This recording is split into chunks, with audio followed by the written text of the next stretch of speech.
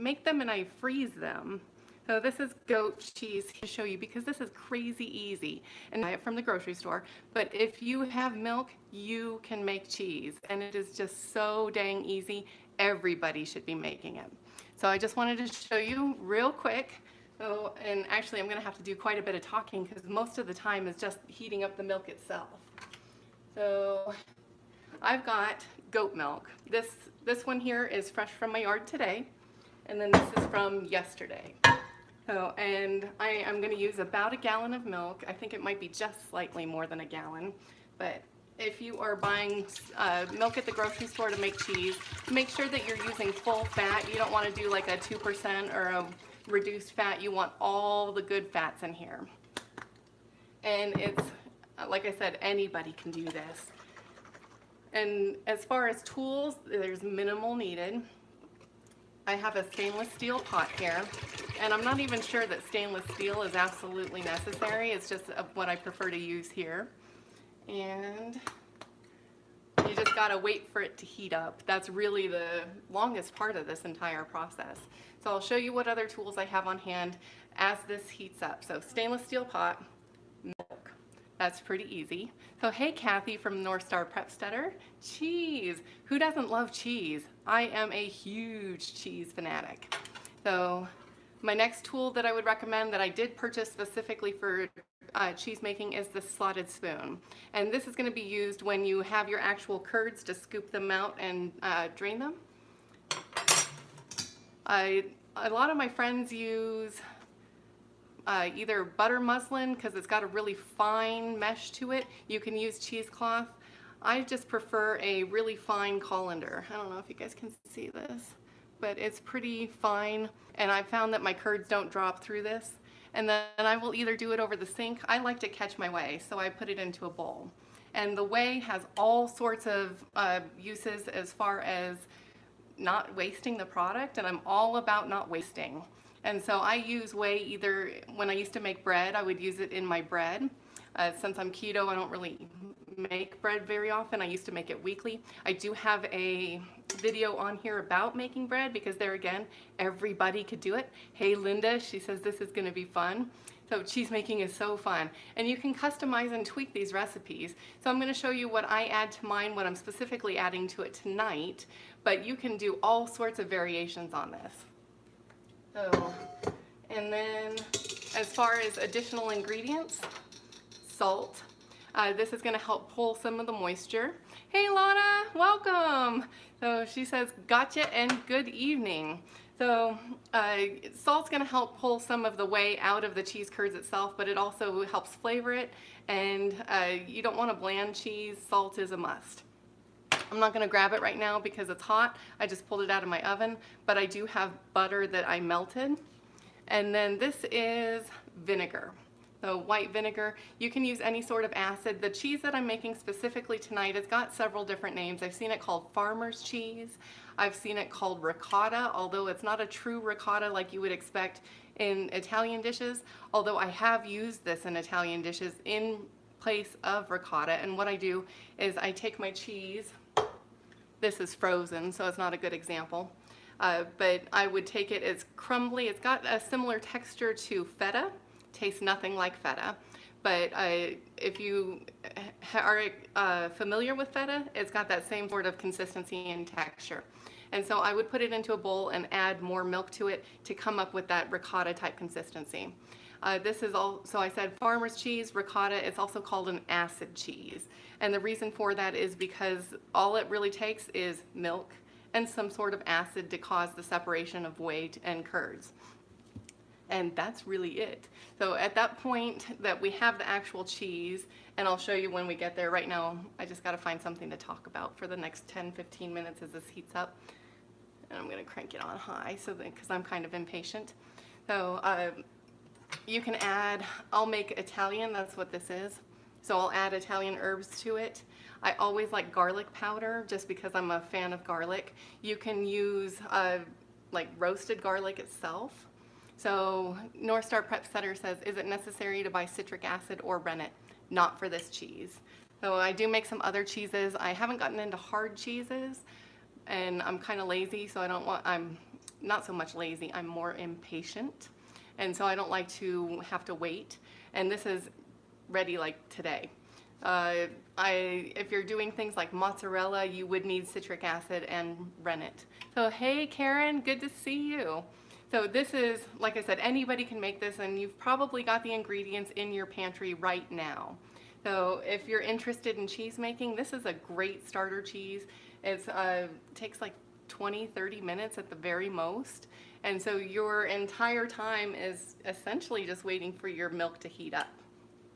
So I did a show on Dirt Patch Heaven Facebook page this weekend, and I was talking about homesteading and the connection. It's all about food. I mean, that's really what it boils down to, is we eat, and homesteaders, they want this deep connection with our food supply. Not only do we want to know that it was treated well, we want to know what went into it, specifically what did not go into it. And cheese making is one of those ways to ensure that you've got the very bare minimum as far as recipes go. I mean, as far as ingredients go, because this recipe is just easy peasy. So you do want to stir it occasionally so that the bottom doesn't scald.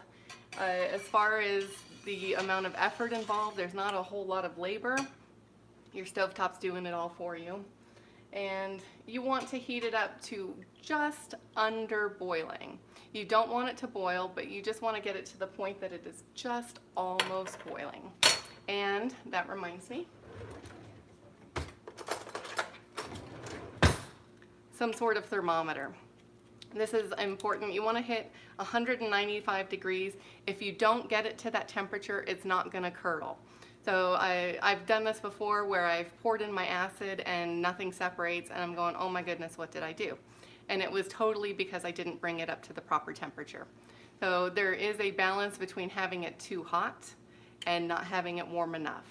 So as far as temperature, if you're somewhere between 195 and 205, that's your perfect cheese making temperature. So hey, Serenity Mountain Homestead, it's good to see you, Michelle. So this is my favorite as far as cheese making goes, because you just stick it in. I do have a temperature gun that I use for soap making, and I found that that is not necessarily accurate, and so I like this one. These are just a handful of dollars at any big box store. So homesteading, like I was saying, is really, it boils down to food, and we all eat. I think most of us want to eat clean, we want to eat well, we want to eat healthy. We don't want food chock full of preservatives, and there is no better way to control all of that other than doing it yourself. So we can be very particular about whom we buy from, but it's really, things like this isn't that hard to do ourselves. So if you're buying milk at the store, you can do this. So JTC Homestead says, enjoy your shows. Thank you so much. I appreciate hearing that. So cheese making was one of the first things that I did when I got goats. I was actually cheese making long before I had goats. I found somebody locally that was selling raw cow milk. There again, you need to trust your source. I was in love with the idea and the fantasy of raw milk, and I'm not necessarily certain that it was a clean source. The milk always kind of had a funky smell to it. I wanted so bad to see beyond that. So, oh, Karen says, I do love your videos. Thank you, I appreciate that. So, and raw milk can carry some diseases, things like tuberculosis and brucellosis, and I mean, there is some risk involved when you're talking raw milk. So ideally, you're gonna get it from a source that has been tested. So hey Jennifer, cheese, yay! So yeah, love cheese. I don't test my goats. I also don't sell, it's not legal to sell milk products for consumption to others unless you are a certified dairy. So that's not a risk I want to take. I have gifted it to friends. You can, if you do have either goats or cows or sheep, you can have their milk tested for diseases, and that's probably a good idea just regardless. And I should probably do that to my herd just for my own peace of mind. But since it's me and my family consuming it, and so far so good, knock on wood, we haven't had any issues, I feel relatively safe about it because I know that I'm raising them in a clean environment. So a lot of these bacteria can grow in raw milk. I mean, it's a perfect breeding ground for bacteria, so something to keep in mind. you do want to make sure as you're milking your animals that you're really taking into consideration cleanliness. I do use a product called chlorhexidine. It is a surgical antiseptic. And yeah, so North Star says, I suppose as long as you keep their udders clean when milking. Yep, so I use a chlorhexidine solution when I do milk. I clean the udders real well with it. And I make sure to have a clean environment. I brush my goats really well. I should probably do a video someday on how to milk a goat. But I brush my goats so that there's no hair or debris dropping into my bucket. I don't have my milk bucket close, but I have a lid on mine, and so I only keep it cracked just enough so that as I'm milking the goat itself, the milk is going directly into the bucket and there's less opportunity for junk to fall into it.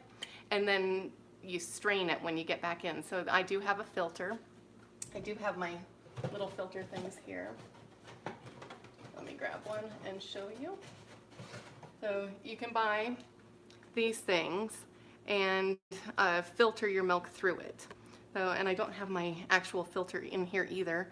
That would have been really nice since I'm having to kill time and talk about things. But cleanliness is so important, not just in the kitchen, but on the homestead itself. So you want to make sure that you're really reducing any potential for bacteria and or disease transmission on the get-go. And that's going to keep you relatively healthy and safe. And like I said, testing is always a good idea. That's something I should take my own advice on. So let's see here. I'm going to go ahead and take the temperature and see where we're at. And again, I'm shooting for somewhere between 195 and 205. And it's probably going to take a while because I did have this milk in the refrigerator before I got going. So it says that we are currently 119 and climbing, so we've got a bit to go. So it does take approximately 15 minutes-ish to heat this up. I've got it cranked up. So Karen says, I'm sorry, what kind of cheese are we making? So this is a cheese of many names. Regularly I hear it called farmer's cheese. I've heard it called acid cheese. I've also heard it called ricotta. If you have, there is a book, and we have it in our Etsy store, and I believe that I have the link to our Etsy store in my description. So we do have a series of homesteading books, and one of the books is this home cheese making book by Ricky Carroll. And it is like the cheese making Bible. And in there, it's in the goat section, and it is called ricotta. Although it's not the ricotta you would think of when you go to the grocery store and buy it. I do use it in place of that. So we are waiting for this to heat up, and we are getting close. So let's see. I do have it on high. Normally I would heat it up more on medium and take the slow route, but because we're doing this show, I'm a little impatient and don't want to stand here talking forever. So if you guys would, I would appreciate any likes. Any shares are always appreciated. YouTube algorithms like it when you also comment. So they think that if you guys are liking and sharing and commenting, that other people might want to see this. And I appreciate that, because beyond you guys who regularly come and join me, and I absolutely appreciate and adore you guys, but if we could get this out to others, that would be so cool. So I'm just sitting here waiting on it. Oh, my friend who gave me my first milk goat, and I just adore her. She also gave me a whole series of these glass bottles that say goat milk. I believe she got these from Caprine Supply, but they are just so sweet. They're like reminiscent of when milkmen showed up at your door. They've got a little metal carrier, and it warms my heart, and I just adore pouring milk out of these on a regular basis. Most of the time what I'm doing with my milk is making soaps. And we're not big milk drinkers in this house. My kids aren't. I don't milk into this, no. I bring, so North Star Prep Stutter said, is this what I milk into? No. I have a milk bucket. Actually, I'm gonna grab it. It's over here. Give me just half a second.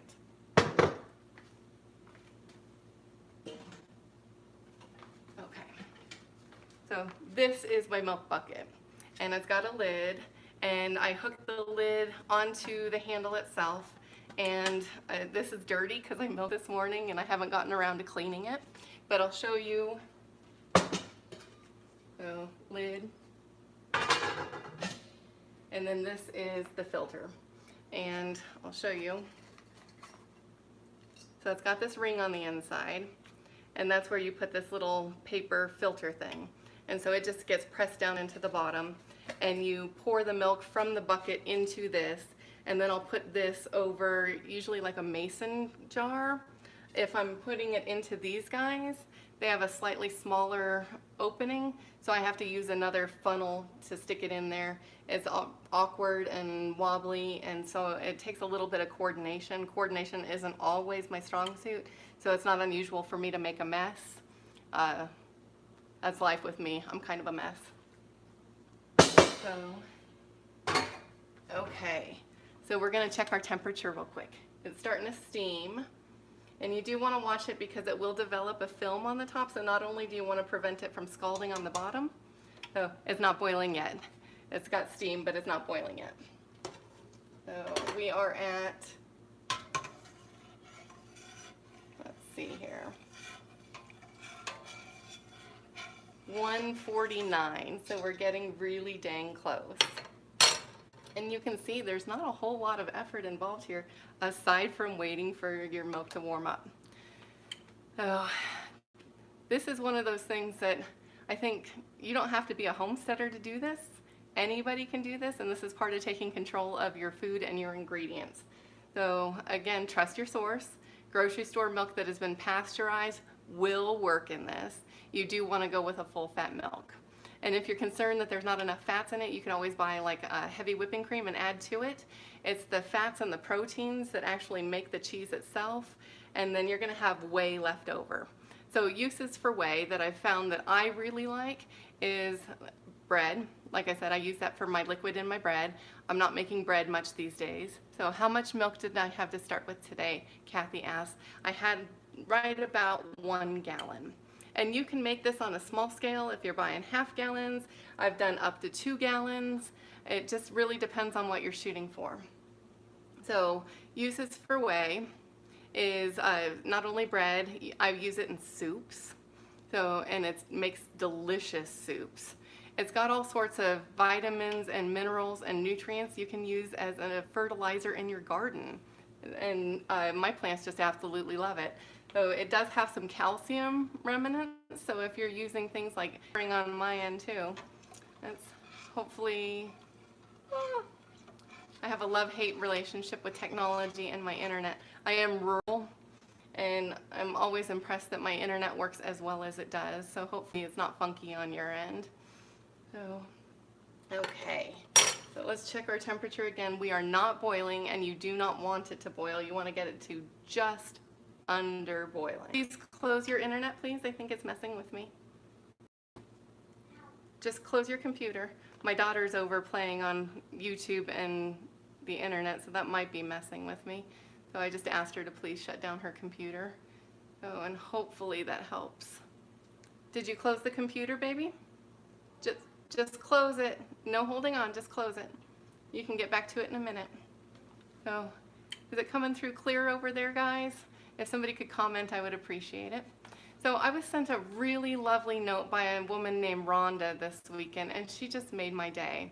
So she said that she really appreciates all the information that I'm putting out, and that she wishes that other homesteaders would do this comment or kind of content. So good now. Okay, I think it was my daughter messing with our internet. So I only have so much bandwidth, and I should have asked her in the first place to get off. I knew she was over there on the computer, and I didn't even think about it.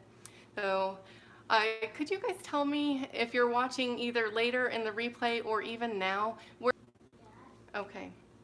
I hope all internet hates me. So I see it dropping in and out on my end too, guys. I'm so sorry. I'm really hoping that the replay comes through solid. So if you could tell me where you're at on your journey, that would be really cool for me to know. So, because I kind of assume that everybody is doing what I'm doing already. Okay, so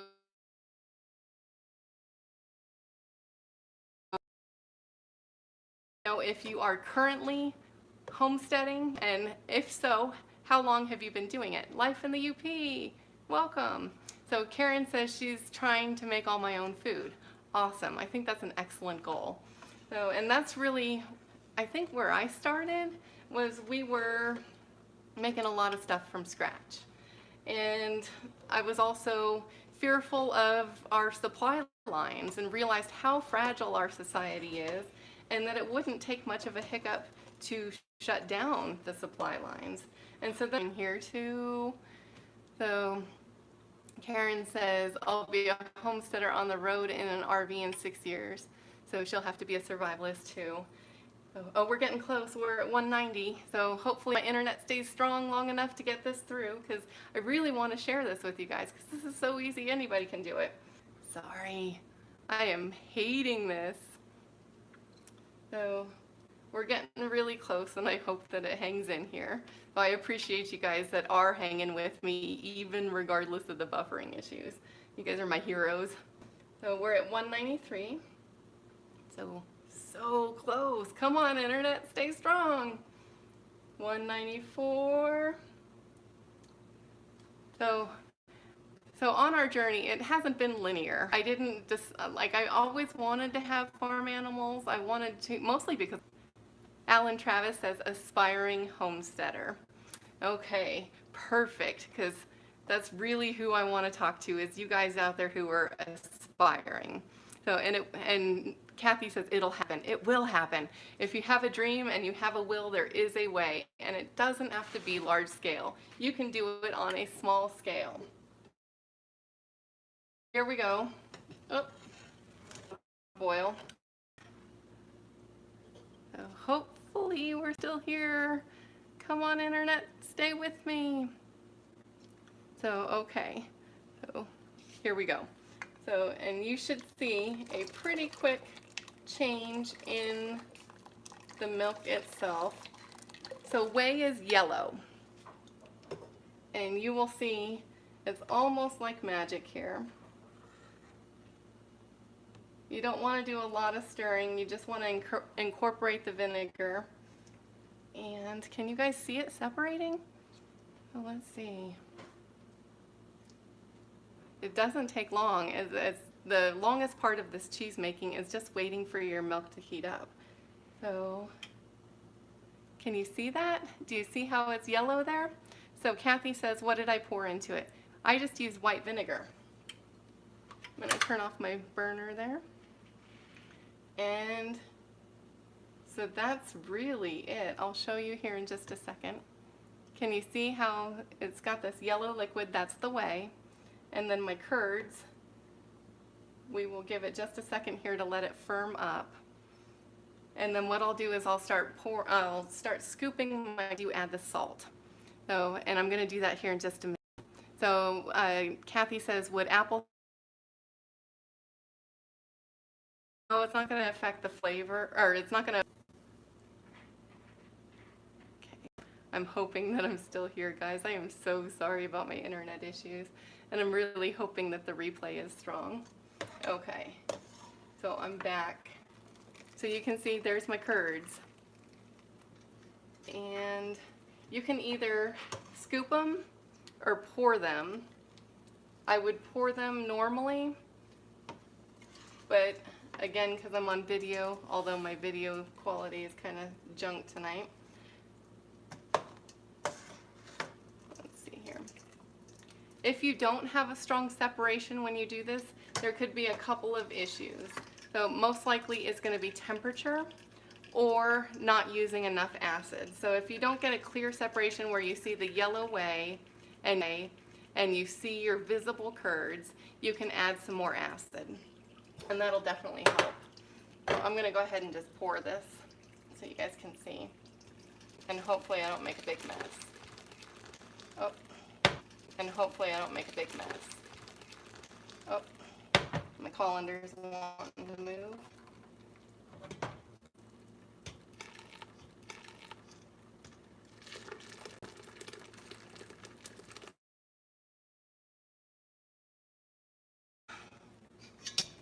Filter out here. So if you're, I'm not loving this right now,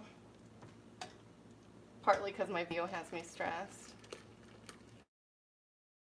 Was asked about when you add the salt. You're going to do that once you get all your, okay. To you guys that are hanging with me, I so appreciate you. Let's see. Okay. If you're still with me, I am so thankful for you guys. So you can see there's my curds, and it's a fair amount out of 1 gallon. And I do still have some people. Thank you guys. So you can see there's a fair amount of curds. So Jenny says, hi, love your channel. Oh, thank you, Jenny. I appreciate it. Oh, it's really kind of awkward and uncomfortable to share sometimes, and especially when technology is not working well with me. So it's at this point you would start adding salt. And I'm not going to add all of it. I'm going to add about half of it right now. And it's going to help pull the remainder of the whey out. It's at this point that you're going to determine how either liquidy or dry you want your cheese. So if you want a really dry cheese, you would sit here and let it drain long and really push out some of the whey. Because I'm having technical difficulties and want to throw my phone, I'm probably going to go with the softer, liquidier cheese. I need to grab a bowl. I thought I was prepared, but I don't have a bowl. Okay, so now at this point you take your curds, and you can see it's still draining some. And so if you wanted to let it go until it's no longer draining, you're going to have a drier, and it's going to be a thicker cheese. I'm going to move my camera up. Whoop. If I knew how to work this. Whoop. Okay. So put it into the bowl. So now I've got a huge pot of whey, and I'm going to use that either for soup making, or you can use it in any sort of dish where you have some sort of liquid base, and it's chock full of minerals and nutrients, so it's really good for you. Don't waste your whey. So, and like I said, if you're kind of up to your eyeballs in whey, if you're making cheese regularly, it makes a wonderful fertilizer for the garden. So let's see here. I'm going to move that. Butter. So I'm going to add butter to this, and it adds a lovely flavor, but it's also adding all sorts of fats to your cheese. And as you know, I am all about all sorts of good healthy fats. So Mandolin, welcome. It's good to see you. So she says she's relaxing with a cup of coffee and a grumpy toddler. So, oh, toddlers are tons of fun, but they can be grumpy. So I'm going to incorporate the butter. And I'm going to add some more salt at this point. And I've got a fair amount of salt here, and I'm not going to add it all. I'm going to taste test it. And this is really, your mileage will vary. If you're real into salt, add as much as you want. If you're not a heavy salt consumer, don't add as much. And it's really, you can customize this to however you want it. It's your cheese. Make it your cheese. So I have done lots of variations on this. I will sometimes saute jalapenos and put it in here at this point. I will add all sorts of other herbs. Like I told you, this one is Italian herb, and I would use it in Italian dishes. Dill is one of my favorite herbs to add to it. I will add garlic powder because I'm a huge fan of garlic. It's really, customize it. Play with it. Have fun with it. If you're making cheeses, make it how you want to, because there's no reason you can't. So this is really, it kind of looks like cottage cheese at this point. So Mandolin says, I just got him to bed, mom win. Going to be spinning after Daniel goes to work. Oh, that is a mom win. And there's nothing better than spinning as your kid is sleeping. It's such a peaceful thing. I should do some spinning videos. I've done them with Julie over on Dirt Patch Heaven, but I haven't done them here on my channel. So that's it, guys. This is cheese. And so what I would normally do is, to get it like this, is I have plastic wrap, and I would put it into any sort of container, like round container. You can make all sorts of custom shapes.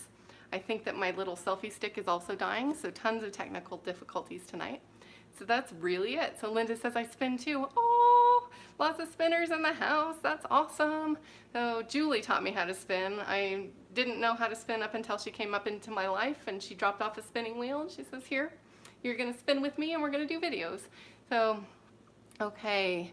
Kathy says, yep, totally locked. I think I might have missed a comment, but that's all I had, guys. I made cheese. You can do this too. So I thank you for joining me. I hope this was informational of some sort. I am so sorry about my technical difficulties, but that is life. So it's very rarely perfect, very rarely goes to plan, and you just kind of gotta punt and make it happen. So thank you for joining me. I would appreciate any likes, shares, and if you have not already subscribed to my channel, I would greatly appreciate it because I celebrate each and every one of you. So again, I hope you got something good out of this. I hope that you take the skills and abilities that you pick up here and you actually implement them in your life, because that's my hope, is that you guys are gaining something that you can incorporate into your lives. So thanks for joining me, and we'll talk to you guys later. Have a great evening.